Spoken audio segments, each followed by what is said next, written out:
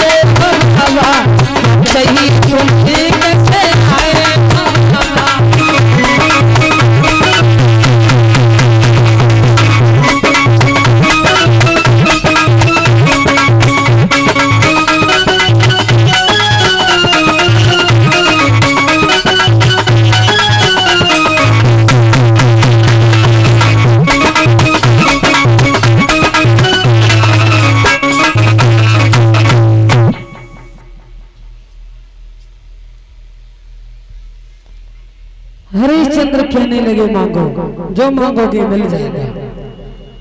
विश्वामित्र कहने लगे अगर हमें देना चाहते हो राजन तो पहले तो आप त्रिवाचा भरो, हमें नहीं लगता हमने मांगा वो आप दे दोगे।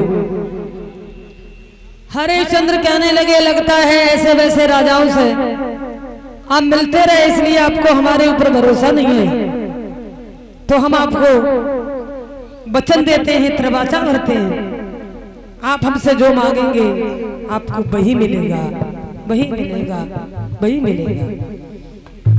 3 बार त्रिवाचा भरा है, अपने गुरु जी के चरणों की सौगंध खाई। विश्वामित्र ने खुश होकर के फिर कहा, जवाब दिया राजा संत महात्मा वो नहीं होता जो धन और दौलत का भूखा होता है। हमें धन दौलत की कोई आवश्यकता नहीं है, मुझे क्या करना है धन दौलत का, लेकिन थोड़ी जरूरत है हमें किसकी। हमारे घर में एक लड़की है, जवान है, शादी के लायक है। जब हम अपनी बेटी का रिश्ता लेकर के किसी के द्वार जाते हैं तो लोग हमें अपने द्वार पर बैठने नहीं देते, इतना दहेज मांग लेते हैं, इतनी दौलत मांगते हैं। हमारे पास में कुछ है नहीं जो हम अपनी बेटी की शादी अच्छे घर परिवार में कर दें। बेटी के हित के लिए, पीले हाथ करने के लिए, विवाह करने के लिए ज्यादा नहीं, आप हमें 60 भार सोना दे दो। विश्वामित्र कहने लगे बस हमें 60 भार सोना चाहिए।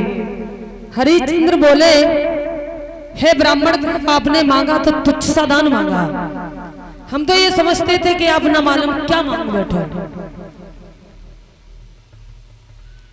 कोई बात नहीं, आप हमारे घर चलो, दूना हम सोना करके देंगे, आप चलो।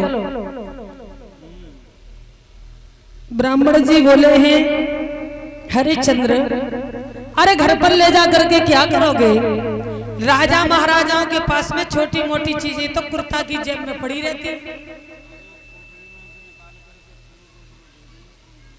और अगर 60 भार सोना हो तो हमें निकाल के दो और हम जाए यहां से।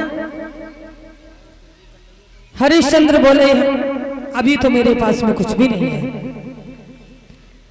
मेरे पास में केवल कुंजी है और घोड़े की लगाम है, इसके अलावा तीसरी कोई वस्तु नहीं। ब्राह्मण जी बोले हैं कुंजी लगाम है तो ऐसा करो इसे ही दे दो। हरिश्चंद्र नहीं समझ पाए कि ये महात्मा हमें छलने आया है। उन्होंने कुंजी लगाम जब दे दिया, उन्हें घोड़े पर बिठाया, लेकर के द्वार पर आए और दरबार में शासन पर हरिश्चंद्र के अलावा कोई दूसरा व्यक्ति नहीं बैठता था उस पर ब्राह्मण जी को बिठा दिया। अब तो दास सेवा करने में जुट गए, कोई पैर दबा रहा है, कोई हाथ दबा रहा है, कोई सर दबा रहा है। विश्वामित्र मुस्कुराने लगे और बोले, हे राजन, सेवा करने और कराने का मौका कहाँ है, समय नहीं है। 60 भार सोना ले आओ। नौकर से कहा है महाराज हरिश्चंद्र ने, खजाने में से 60 भार सोना नहीं, दूना ले आओ, महात्मा जी को दे दो। और जैसे ही नौकर जो था खजाने की तरफ चला है, विश्वामित्र कहने लगे, पागल हो गए हरिश्चंद्र, जब कुंजी लगाम आपने हमें दान कर दिया तो इस खजाने में आपका बचा क्या है? कुछ नहीं है। ये दौलत से भरा भंडार, ये दरबार, ये खजाना सब हमारा है, कुछ नहीं है तुम्हारा। ये नौकर पर जो हुक्म चलाते हैं, ये नौकर भी तुम्हारा नहीं है, ये हमारा है। राज्य से बाहर हो, वहां से लेकर के दो, यहाँ जो भी है वो सब मेरा है। महाराज हरिश्चंद्र के पैरों के तले धरती खिसक गई। ये क्या हो गया? आज तो हम अपनी ही बातों में फंस गया। जवाब दिया, क्षमा करना ब्राह्मण देव, अब तो मेरे पास में कुछ नहीं रहा। बोले कोई बात नहीं है, अगर देना नहीं चाहते हो तो मना कर दो, हम चले जाएंगे, कुंजी लगाम वापस कर जाएंगे, चुपचाप चले जाएंगे, किसी से नहीं कहेंगे। महाराज हरिश्चंद्र बोले हैं, हम उनमें के दानी राजा नहीं है जो दे करके वापस कर लो। मेरे पास में और तो कुछ नहीं है, केवल एक उपाय है, ऐसा कीजिए, आप हमें बेच लो, आपका कर्जा अदा हो जाएगा। ब्राह्मण जी बोले, इतनी कीमत में तुम्हें कौन खरीदेगा? मेहनत मजदूरी कर नहीं पाओगे, शासन पर बैठते रहे तो मेहनत करनी आती नहीं है।